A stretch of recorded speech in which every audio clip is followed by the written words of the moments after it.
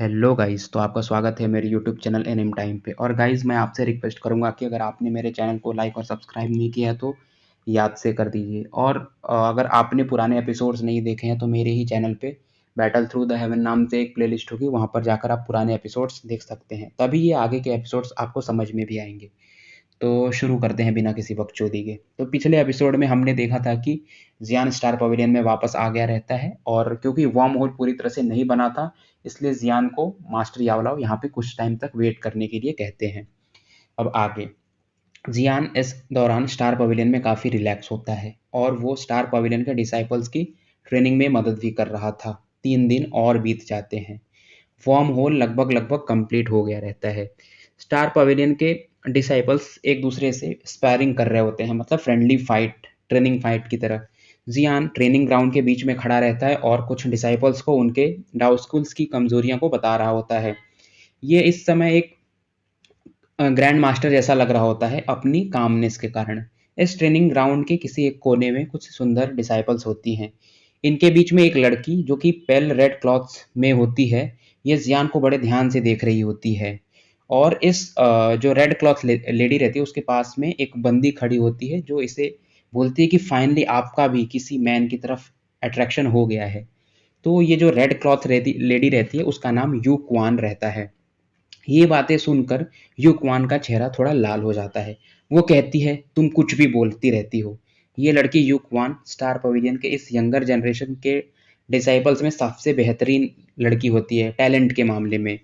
एक दूसरी लड़की युक्वान से कहती है कि आपको अपने ट्रेनिंग में जूनियर पवेलियन चीफ यानी कि जियान की मदद लेनी चाहिए। युक्वान थोड़ी हेजिटेट करती है, पर इन लड़कियों द्वारा बार बार फोर्स या पुश करने के कारण ये फाइनली मान जाती है। और अगले ही पल ये यंग रेड लेडी जियान के सामने होती है। जियान इसे देखता है और स्माइल करता है। फिर वो बोलता है, तुम यूक्वान हो ना, मास्टर ने तुम्हारे बारे में बताया था। जियान इस यंग लेडी को ऑब्जर्व करता है। हालांकि ये काफ़ी यंग होती है, पर अनडाउटली ये एक परफेक्ट ब्यूटी होती है। पर जियान को इसके ब्यूटी से कोई इंटरेस्ट नहीं था और मतलब भी नहीं था। वो इसके आउटस्टैंडिंग टैलेंट के कारण इससे काफ़ी प्रभावित हुआ था। ये लड़की अभी 17 साल की भी नहीं होती है, और ये डाउ वांग लेवल पर होती है। सेंटर प्लेन्स में भी अगर इस लेवल का टैलेंट इतने कम एज में कोई हो तो उसे आउटस्टैंडिंग ही माना जाता है। अगर इस लड़की को पर्याप्त समय दिया जाए तो इसके अचीवमेंट्स काफ़ी फ्राइटनिंग होंगे। इसलिए मास्टर यावलाव जियान को इसके बारे में कई बार बताए भी रहते हैं। अगर मास्टर ने ये पहले डिसाइड नहीं किया होता कि वो अब जियान के बाद कोई और दूसरा डिसाइपल एक्सेप्ट नहीं करेंगे, तो ये पक्का मतलब मास्टर की दूसरी डिसाइपल बन सकती थी, और जियान की बेसिकली ये लिटिल जूनियर हो सकती थी। जियान को इसका नाम पता होता है। ये सुनकर युक्वान भी काफ़ी एक्साइटेड होती है। ये जियान से कहती है कि मैं आपका कुछ समय लेना चाहूँगी, क्या आप मुझे मेरी ट्रेनिंग के लिए कुछ एडवाइस कर सकते हैं। जियान सॉफ्टली स्माइल करता है और कहता है, अपने स्किल्स मेरे सामने प्रैक्टिस करो। जियान के जेंटलनेस को देखकर युक्वान का दिल भी धक धक कर रहा होता है। वो अभी कुछ दिन पहले की सीखी हुई अपनी पाम डाउन स्किल को शो करती है। ये एक डाई क्लास की पाम टेक्निक होती है। जियान इसमें कुछ माइनर फॉल्ट बताता है इसे, और युक्वान इन्हें कुछ अगले ही प्रयासों में अटेम्प्ट में इसको इम्प्रूव भी कर लेती है। ये देखकर जियान काफ़ी सरप्राइज होता है और मन में सोचता है कि अगर इस लड़की को अच्छे से ट्रेन किया जाए तो ये फ्यूचर में सेंट्रल प्लेन की एक टॉप एक्सपर्ट बन सकती है। जियान युक्वान से उसका डिसाइपल बनने को कहता है। ये सुनकर युक्वान भौचक्की रह जाती है। वो अपना सर झुका लेती है और कुछ नहीं बोलती है। जियान युक्वान के इस रिएक्शन को देखकर थोड़ा एम्बैरसमेंट फील करता है, क्योंकि जियान ने पहली बार किसी को अपना डिसाइपल बनाने के लिए ऐसे मुंह खोला रहता है। तभी युक्वान कहती है, जूनियर पवेलियन चीफ, क्या मैं बस नाम के लिए आपका डिसाइपल बन सकती हूँ। युक्वान के वर्ड्स को सुनकर जियान थोड़ा खांसता है। अगर जियान के स्टेटस के हिसाब से देखा जाए तो बहुत लोग इसका डिसाइपल बनने के लिए ऐसे बेताब होंगे, पर उसके सामने खड़ी ये लड़की डिसाइपल तो बनना चाहती है, पर इसके कुछ अपने खुद के कंडीशंस भी हैं। क्योंकि ये अगर बस नाम की ही डिसाइपल बनना चाहती है, क्योंकि ये सोच रही थी कि फ्यूचर में जब ये स्ट्रांग हो जाएगी तो वो इस टीचर और डिसाइपल वाले बंधन से मुक्त हो जाएगी, क्योंकि इसने फॉर्मल तरीके से जियान को एक तरह से टीचर एक्सेप्ट नहीं किया रहता है। जैसे जियान ने मास्टर को, अगर आपने देखा होगा तो शुरू में एकदम बो करके झुक के ऐसा मतलब कुछ बोल के एक्सेप्ट करना पड़ता था, क्योंकि यू क्वान के मन में जियान को लेकर टीचर वाले फीलिंग्स थे ही नहीं। वो जियान को दूसरी नज़र से देखती थी, मतलब एक प्यार की नज़र से बोल सकते हो। जियान को अगर इसके थॉट के बारे में पता होता तो इसे वो ये चीज़ ऑफ़र भी नहीं करता था डिसाइपल बनने का। जियान के आसपास के स्पेस में एक फ्लक्चुएशन होता है। ये फ्लक्चुएशन स्टार रियल्म के ब्लैक माउंटेन के पास था। इस फ्लक्चुएशन को फील कर जियान काफ़ी खुश होता है और बोलता है वर्म होल बन चुका है लग रहा है। जियान युकमान से कहता है कि मैं बैक माउंटेन जा रहा हूँ और 2 दिनों के बाद मैं एक ट्रिप पर निकल जाऊँगा। तुम ग्रैंड टीचर से एडवाइस ले सकती हो इस दौरान। ग्रैंड टीचर मतलब याओलाओ। ये सुनकर युक्वान का चेहरा थोड़ा उदास हो जाता है कि जियान यहाँ से चले जाएंगे, यानी कि जूनियर पवेलियन चीफ। आप इतनी जल्दी क्यों चले जाएंगे, ऐसा वो कहती है। युक्वान के चेहरे की उदासी देखकर जियान कहता है तुम मुझे जूनियर पवेलियन चीफ ऐसे एड्रेस मत करो, तुम्हें मुझे टीचर बोलना चाहिए। जियान के इस टीजिंग एक्सप्रेशन को देखकर युक्वान का चेहरा लाल हो जाता है। इसके बाद वो हाँ में टीचर कहती है। जियान इसे स्माइल देता है और कहता है अच्छा करो, अगली बार जब मैं वापस आऊँगा तो मैं उम्मीद करूँगा कि तुम डाउ हुआंग क्लास में एंटर कर सकी रहोगी। इसके बाद जियान काफ़ी तेज़ स्पीड से बैक माउंटेन की तरफ चला जाता है। यू क्वान का चेहरा बन गया रहता है और वो कहती है अब सब खत्म हो गया, मैं जूनियर पवेलियन चीफ की अब डिसाइपल बन गई हूँ। फिर वो कहती है मैं गिव अप नहीं कर सकती, मेरा स्टेटस वैसे भी डिसाइपल बस नाम का ही है। मतलब वो फ्यूचर में अभी भी जियान को मतलब परस्यू करने के लिए तैयार रहती है। इधर जियान माउंटेन के बैक में पहुंच जाता है। वो वार्म होल से कुछ डिस्टेंस पर खड़ा होता है। मास्टर याओलाओ जियान से पूछते हैं क्या तुम उस लड़की से मिले। जियान समझ जाता है कि मास्टर याओ कुआन की बात कर रहे हैं, यू कुआन की बात कर रहे हैं।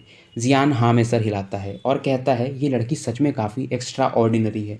अगर इसे प्रॉपरली ग्रूम किया जाए तो इसके फ्यूचर अचीवमेंट्स काफ़ी एक्स्ट्रा ऑर्डिनरी हो सकते हैं। मास्टर पूछते हैं क्या तुमने उसे अपना डिसाइपल बना लिया। जियान बताता है कि उस लड़की ने जियान को बस नाम का, मतलब जियान का जो डिसाइपल बनी है वो बस नाम के लिए बनी है। जियान मास्टर को रफली सारी चीज़ें एक्सप्लेन कर देता है। ये सुनकर मास्टर हंसते हैं और जियान को वार्म होल के बारे में बताने लगते हैं। वो इस मैटर को इग्नोर कर देते हैं। मास्टर कहते हैं कि वार्म होल तो बन गया है पर ये अभी स्टेबल नहीं है, तो तुम्हें कुछ दिन और वेट करना होगा।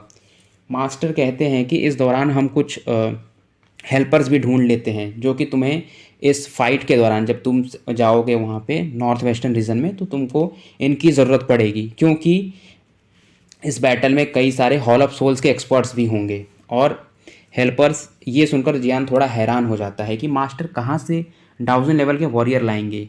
तभी मास्टर कहते हैं कि एक अल्केमिस्ट के लोगों को इकट्ठा करने के टैलेंट को तुम भूल रहे हो। मैंने पूरे सेंट्रल प्लेन्स में ये फैला दिया है कि जो मेरे लिए नॉर्थ वेस्टर्न कॉन्टिनेंट में जाएगा उसे मैं टायर 8 की 3 पिल दूंगा। और इन्होंने ये भी एक कंडीशन रखी थी मास्टर ने कि जो भी एक्सपर्ट्स मतलब इस इनविटेशन को एक्सेप्ट कर रहे हैं वो मिनिमम 1000 लेवल के होने चाहिए। और वो बोलते हैं कि मुझे पूरा भरोसा है कि बहुत सारे लोग इस ऑफ़र को सुनकर तुम्हारे साथ यानी जियान के साथ नॉर्थ वेस्टर्न रीजन में जाने को तैयार हो जाएंगे।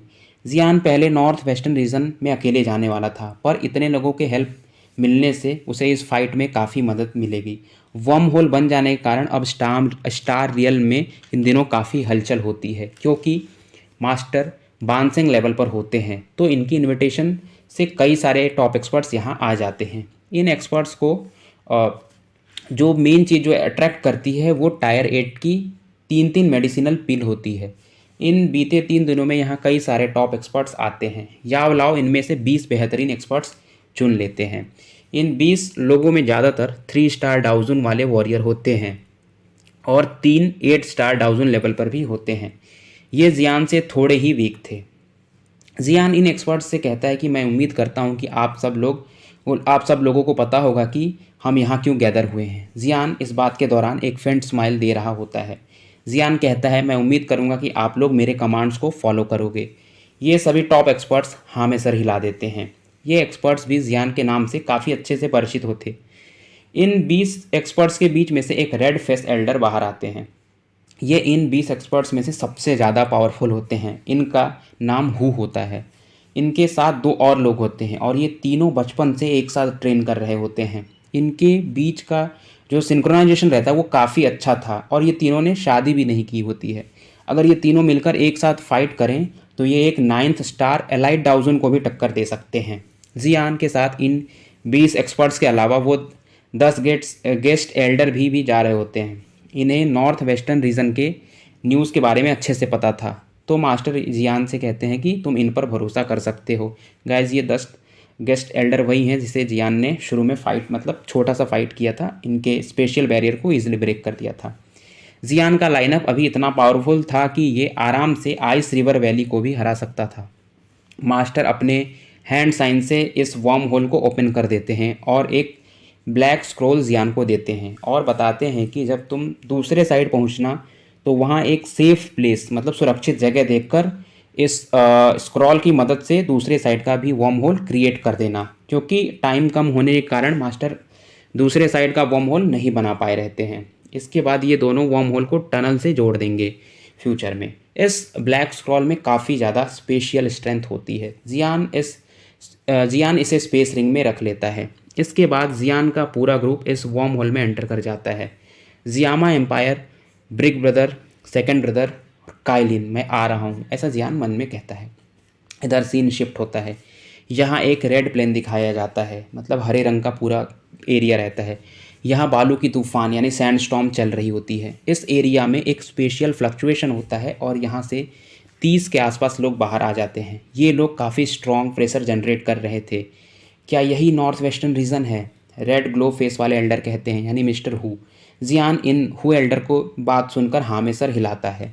नॉर्थ वेस्टर्न पार्ट काफ़ी बड़ा था। जियान बस इसके कुछ ही जगहों पर गया होता है, जैसे कि जियामा एम्पायर और वुटान सिटी वगैरह में, पर उसे भी नहीं पता होता है कि अभी वो फ़िलहाल कहाँ है। मतलब उसको मालूम था कि वो नॉर्थ वेस्टर्न रीजन में है, पर एग्जैक्टली कहाँ है उसे भी नहीं पता था।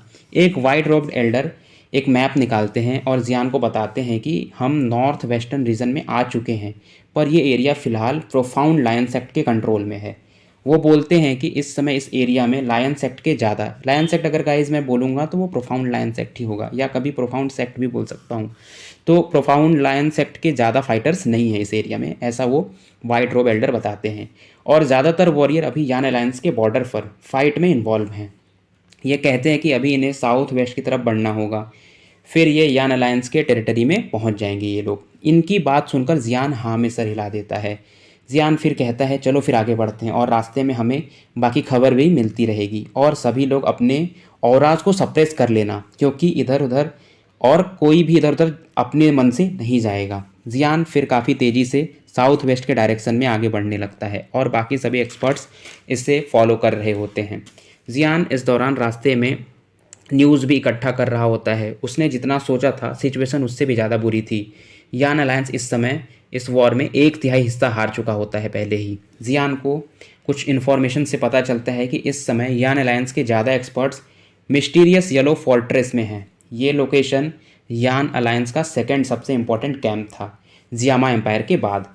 अगर यान अलायंस यहाँ हार गया तो बस जियामा एम्पायर तक ही ये बचे रह जाएंगे। तो इस येलो फोर्ट्रेस के लिए यान अलायंस और लायन सेक्ट के बीच में भयंकर फाइट होने वाली थी। इस बैड न्यूज़ को सुनकर जियान अपना स्पीड बढ़ा लिया रहता है। मिस्टीरियस येलो फोर्ट्रेस 2 माउंटेन के बीच में था और अपनी नेचुरल टरेन के कारण ये एक नेचुरल फोर्ट्रेस यानी कि किला था। फोर्ट्रेस मतलब किला होता है। इस मिस्टीरियस येलो फोर्ट्रेस के बाहर एक प्लेन घास का एंडलेस एरिया चारों तरफ फैला था, पर इस समय ये घासीले मैदान डेंस ब्लैक फॉग से ढके हुए थे। इस फोर्ट्रेस पर कई सारे बिल्डिंग थे और ये काफ़ी शानदार थे। इस बिल्डिंग के मेन हॉल में काफ़ी लोग बैठे हुए थे, पर यहाँ का माहौल काफ़ी शांत था। इस हॉल के लीडर सीट पर एक रेड ड्रेस्ड काफ़ी सुंदर औरत बैठी हुई थी। उसके कोल्ड और मंत्रमुग्ध करने वाला चेहरा इस समय काफ़ी टेंशन में होता है। उसके चेहरे पर अभी भी वो हॉटीनेस देखा जा सकता था, यानी उसका प्राउडी नेचर। तो ये कोई और नहीं क्वीन मेडुसा यानी काइलिन होती है। इन कई सालों में वो थोड़ी भी नहीं बदली थी, बल्कि वो पहले से ज़्यादा मैच्योर और बीविचिंग लग रही थी, मतलब और ज़्यादा सुंदर। काइलिन कहती है ये प्रोफाउंड लायन सेक्ट वाले हमें सप्रेस कर रहे हैं। इन्होंने बस आज एवे ही अटैक किया था। ये मेरे अनुमान के हिसाब से एक फुल फ्लेज अटैक 3 दिनों बाद हम पे लॉन्च कर देंगे। इस हॉल में आइस एम्परर यानी हाई बोदोंग, पिल किंग गुहे, फामा और बाकी बहुत से लोग होते हैं और इनका भी स्ट्रेंथ पहले से काफ़ी ज़्यादा बढ़ चुका होता है। काइलिन की बातें सुनकर ये सभी शांत होते हैं। तभी व्हील चेयर पर बैठा एक आदमी कहता है, ये प्रोफाउंड सेक्ट के डाउजन एक्सपर्ट्स हमारे एक्सपर्ट से कहीं ज़्यादा पावरफुल हैं और हेड ऑन फाइट में हम इन्हें नहीं मैच कर सकते। ये जायोडिंग होता है, जियान का बड़ा भाई। जायो ली जो कि जियान का सेकंड ब्रदर है, वो कहता है अब हमें ऑल आउट फाइट करना ही होगा, इसके अलावा हम कुछ भी नहीं कर सकते। हम ना आगे जा सकते हैं और ना पीछे, हमें अंत तक लड़ना होगा। जायोली की बातें सुनकर यहाँ मौजूद सभी लोगों का दिल दहल जाता है और ये लोग सोचते हैं क्या हम ऐसी पोजीशन में आ चुके हैं ऑलरेडी। इनके चेहरों को देखकर जायोडिंग एक फेंट स्माइल देता है और कहता है, लिटिल फेरी डॉक्टर के ग्रुप ने जैसा बताया था कि उसके हिसाब से थर्ड ब्रदर यानी कि अपना यान अलायंस जल्दी ही आने वाला है। जायोडिंग की बातें सुनकर सभी लोगों का चेहरा थोड़ा सा रिलैक्स होता है और इनका मोरल बूस्ट होता है। काइलिन भी जायोडिंग की बातें सुनकर थोड़ा अच्छा फील करती है। जियान का नाम सुनते ही इस हॉल में जियान का नाम गूंजने लगता है। सब जानते थे कि इस जियान अलायंस का ट्रू स्पिरिचुअल लीडर जियान ही है, क्योंकि इस यंग मैन ने पास्ट में कई सारे मिरेकल्स किए रहते हैं। जो लोग इसे देखे भी नहीं रहते वो इसके कारनामों को जानते थे। जायोडिंग इस नाम की जय जयकार सुनकर काफ़ी प्राउड फील करता है। आखिर में वो जियान का बड़ा भाई जो है जायोडिंग मन में कहता है, थर्ड ब्रदर काफ़ी समय हो चुका है, अब तुम्हें आ जाना चाहिए। इधर सीन शिफ्ट होता है। कुछ लोग ग्रीन माउंटेन पर लैंड करते हैं। ये जियान से कहते हैं, हमारे सामने की टेरिटरी यान अलायंस की है, हमारे स्पीड के हिसाब से हम येलो फोर्ट्रेस शाम तक पहुंच जाएंगे। वाइट रॉब में एल्डर कहते हैं कि हमारे इन्फॉर्मेशन के अनुसार प्रोफाउंड लाइन सेक्ट के पास 30 से ज़्यादा डाउजन लेवल के वॉरियर हैं। अगर अगर इसमें हम हॉल ऑफ सोल्स के एक्सपर्ट्स को मिला दें तो, ऐसा बोलते हैं वो, 30+ डाउजन एक्सपर्ट्स। ये सुनकर जियान थोड़ा सीरियस हो जाता है, क्योंकि यान अलायंस में जब वो छोड़ कर गया था तो सबसे स्ट्रॉन्गेस्ट काइलिन थी, जो उस समय 4 या 5 स्टार की डाउ जोंग थी बस।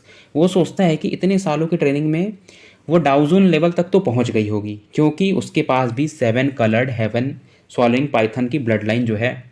इसके अलावा काइलिन काफ़ी टैलेंटेड भी होती है। 10 एलाइट डाउजन यान अलायंस में सुनकर जियान थोड़ा हैरान था, क्योंकि उसे इतने की उम्मीद भी नहीं थी। जियान वाइट रोब्ड एल्डर से पूछता है कि प्रोफाउंड सेक्ट में कितने लोग 6 स्टार डाउजन या उससे ज़्यादा लेवल के हैं, क्योंकि अगर 10 डाउजन लेवल 1 के जियान के सामने भी आ जाएं तो जियान को ये हार्म नहीं कर सकते थे।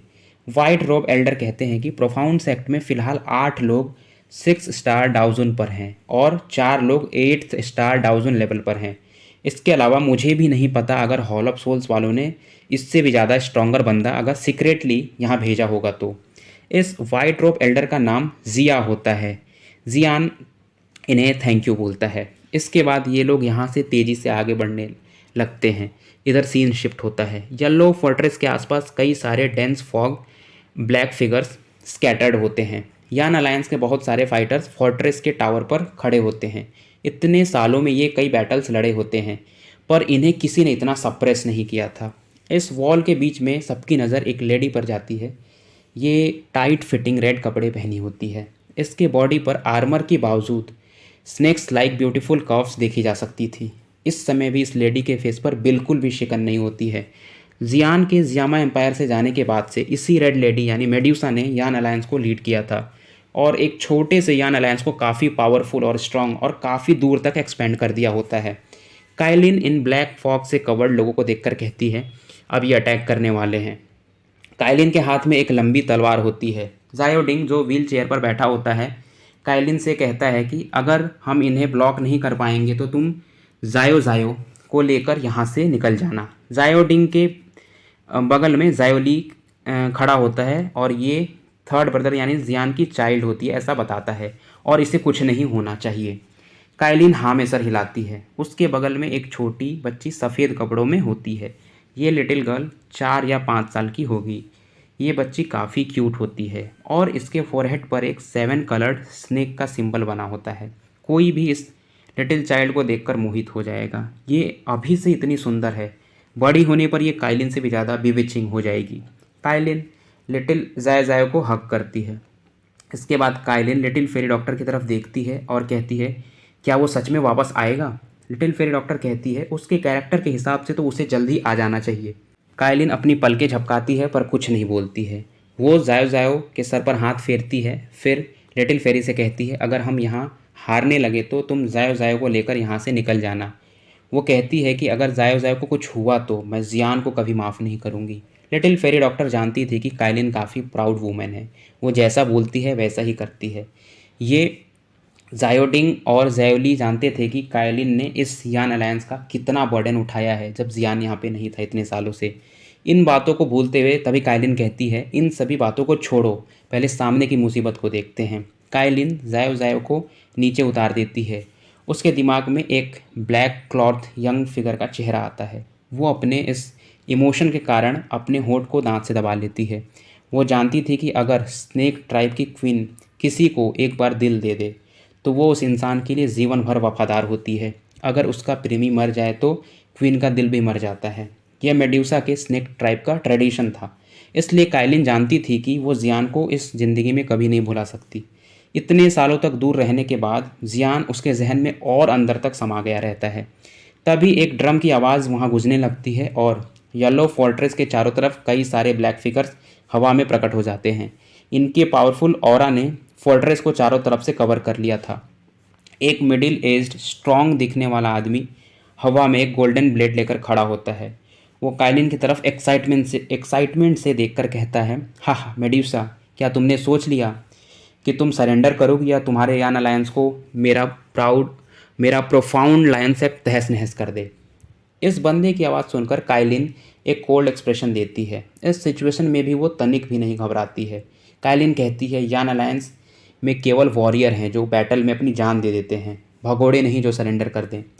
ये गोल्डन हेयर्ड आदमी स्काई में खड़ा होता है, प्राउडली स्काई में खड़ा होता है। उसकी लार्ज गोल्डन ब्लेड से एक डेंस लस्टर निकल रहा होता है। कायलिन की बातों से वो इरिटेट नहीं होता है, बल्कि उसकी आंखों की चमक और बढ़ जाती है। ऐसी औरत जो काफ़ी स्ट्रॉन्ग कैरेक्टर की हो उसे काफ़ी पसंद थी, और वैसे भी कायलिन की सुंदरता पर कोई भी फिदा हो जाए। ये कायलिन से कहता है, तुम लोग फुलिशली फाइट कर रहे हो। ये अपने मन में सोचता है अगर वो ये बैटल जीत गया तो वो कायलिन को कैप्चर कर लेगा, और इसका कायलिन पर पहले से ही दिल आ चुका रहता है। ये कायलिन से कहता है कि अगर तुम सरेंडर कर दोगी तो मैं तुम्हें प्रोफाउंड सेक्ट चीफ के नाते ये प्रॉमिस करता हूँ कि तुम्हारे यान अलायंस का कोई भी मेंबर मारा नहीं जाएगा। इसके बातों को इग्नोर करते हुए कायलिन फॉर्मेशन को एक्टिव करने के लिए बोल देती है। इस आवाज़ के साथ ही फोर्ट्रेस के चारों तरफ एक एनर्जी बैरियर बन जाता है। ये बैरियर दोनों आर्मीज़ के बीच में होता है। कायलिन एक बार फिर कमांड करती है, आर्चर्स तैयार हो जाओ। ये एरोज डाउ लिंग और डाउ हुआंग लेवल के वॉरियर्स को ईजिली डिस्ट्रॉय कर सकते थे। ये गोल्ड हेयर्ड मैन का नाम शी टियान होता है, जो प्रोफाउंड सेक्ट का लीडर होता है। शी टियान के कान में एक कोल्ड और सिनिस्टर आवाज़ तभी आती है। ये 9th टियानजुन होते हैं। ये शी टियान से कहते हैं कि अगर तुम्हें ये रेड लेडी इतनी पसंद है तो हम इसे कैप्चर कर लेंगे और तुम्हें दे देंगे जब ये फोर्ट्रेस ब्रेक हो जाएगा, मतलब गिर जाएगा। अगर ज़ायो क्लैन के बंदे तुम्हारी वजह से भागने में कामयाब हुए तो इसकी जिम्मेदारी तुम्हारी होगी। ऐसा ये 9 टियानजुन इससे कहते हैं, प्रोफाउंड सेक्ट के लीडर यानी शी टियान से कहते हैं।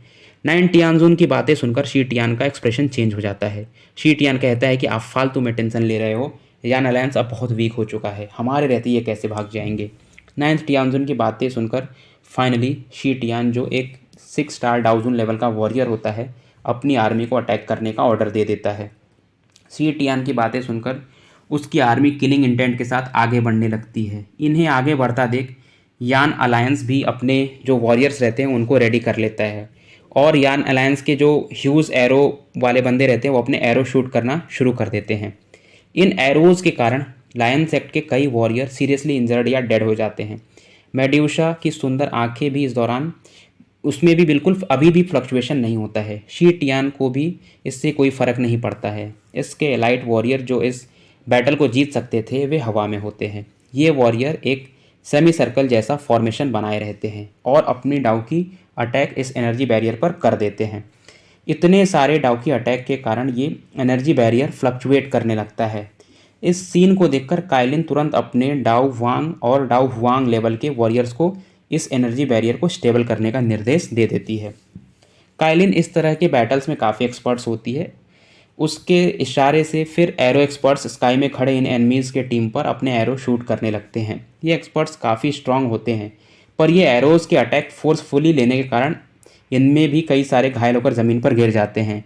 पर प्रोफाउंड सेक्ट वाले भी इस दौरान एनर्जी बैरियर पर अटैक करते रहते हैं। शी टियान जानता था कि इस एनर्जी बैरियर को मेंटेन करने में यान अलायंस के काफ़ी लोग एग्जॉस्ट हो जाएंगे, तो ये बैरियर में कुछ इस दौरान रिपल्स भी देख सकता था। इसके बाद शी टियान एक स्माइल देता है और अपने हाथ से इशारा करता है। 100 लोग तभी अचानक से आगे आ जाते हैं। इनमें से 30 लोगों की तो ऑरा इतनी ज़्यादा स्ट्रांग होती है कि ये पूरे एरिया को कपकपा जाती है, मतलब आसपास का माहौल थोड़ा ट्रेम्बल करने लगता है। कायलिन और बाकी भी इन्हें देखकर फाइनली एक्सप्रेशन चेंज कर लेते हैं। इन 100 फिगर्स पर होने वाले 100 फिगर्स जो लोग रहते हैं, होने वाले एरो अटैक 1000 फीट पहले ही एक्सप्लोड कर जा रहे थे, केवल इनकी ऑरा के प्रेशर के कारण। ये लोग फोर्ट्रेस से 1000 फीट पहले आकर रुक जाते हैं। ये सभी एक साथ अपना मजेस्टिक डाउकी रिलीज करते हैं और इनके कंबाइंड ऑरा से 10,000 फीट का लंबा एनर्जी बीस्ट बनकर तैयार हो जाता है। ये बीस्ट एनर्जी बैरियर से जाकर टकराने लगता है। इस बीस्ट पर यान अलायंस वाले अटैक तो कर रहे होते हैं, पर इनके अटैक का इस पर कोई असर नहीं हो रहा होता है और ये बीस्ट लगातार एनर्जी बैरियर पे अटैक करते रहता है। इस कोलिजन के कारण पूरा माहौल शांत पड़ गया रहता है और कोलिजन के पॉइंट पे थोड़ी देर बाद एनर्जी रिपल दिखने लगती है। फाइनली इस कोलिजन पॉइंट से एक बैंग की आवाज़ आती है। एनर्जी बैरियर इस पावरफुल बीस्ट अटैक को नहीं झेल पाता है और कम्प्लीटली ब्रेक हो जाता है। यान अलायंस वालों का चेहरा इस समय तक पूरी तरह से उतर गया रहता है। कायलिन अपने अलायंस वालों को कहती है, अगर आपके अंदर थोड़ी भी आग बाकी है तो अपने वेपन उठाओ और अंत तक फाइट करो।